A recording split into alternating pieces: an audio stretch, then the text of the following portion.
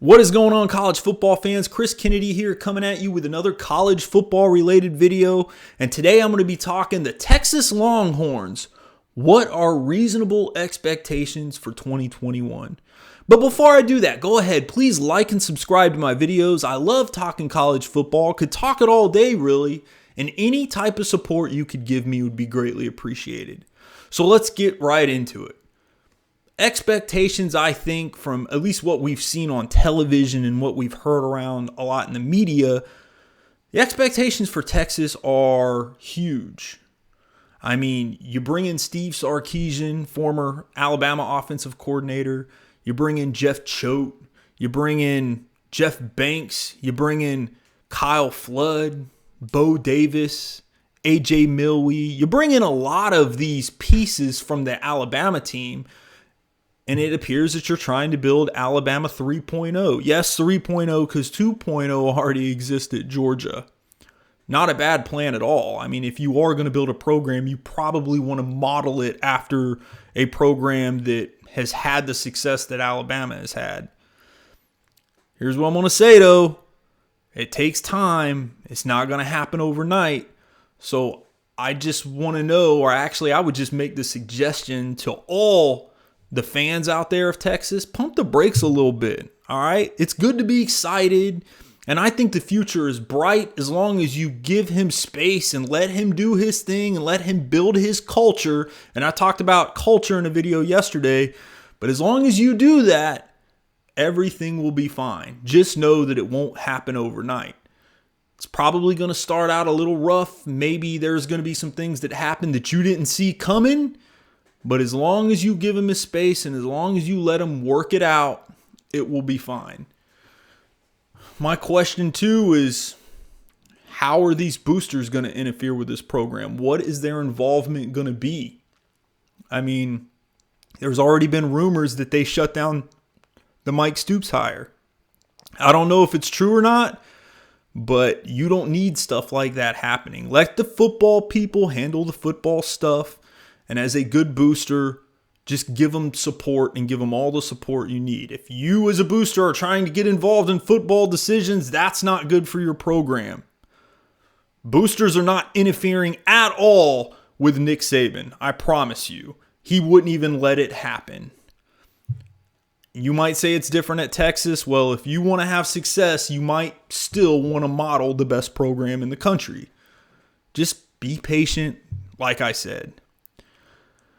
The other thing is, I look at that schedule, and that schedule is no joke. I mean, you got Louisiana, you're at Arkansas, you're at Texas Tech, or I think you're at TCU, you've got Texas Tech, you've got Oklahoma, you got Oklahoma State.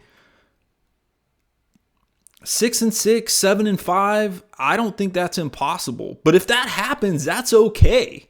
It really is.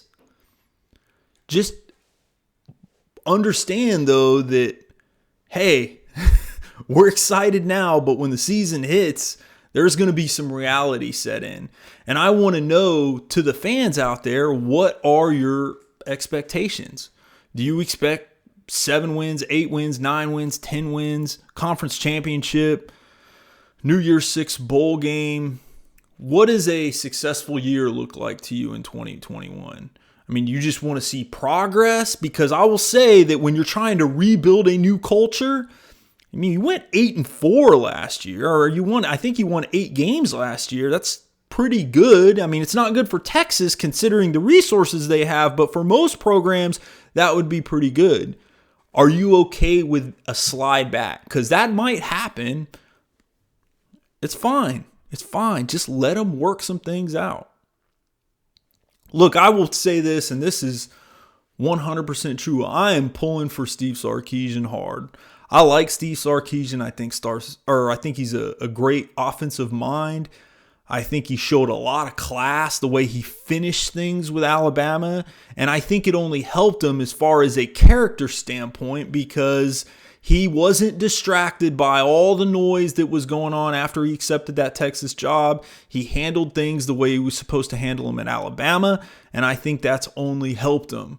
And there is nothing more than I love than a comeback story. I mean, it's awesome. My favorite sports figures have all gone through lots of adversity and overcame that. I mean, whether you're talking, there's everybody from boxers to football players.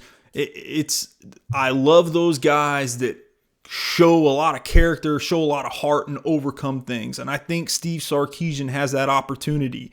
And make no mistake about it, I mean, this is the best coaching opportunity any Alabama assistant has ever had. There's been some that are close, but Texas takes the cake. But I want to know from you fans out there of Texas, what do you expect, and are you willing to be patient? How much time are you willing to give Steve Sarkisian? Please leave your answers in the comments below. I appreciate you listening in, and I will talk to you again later.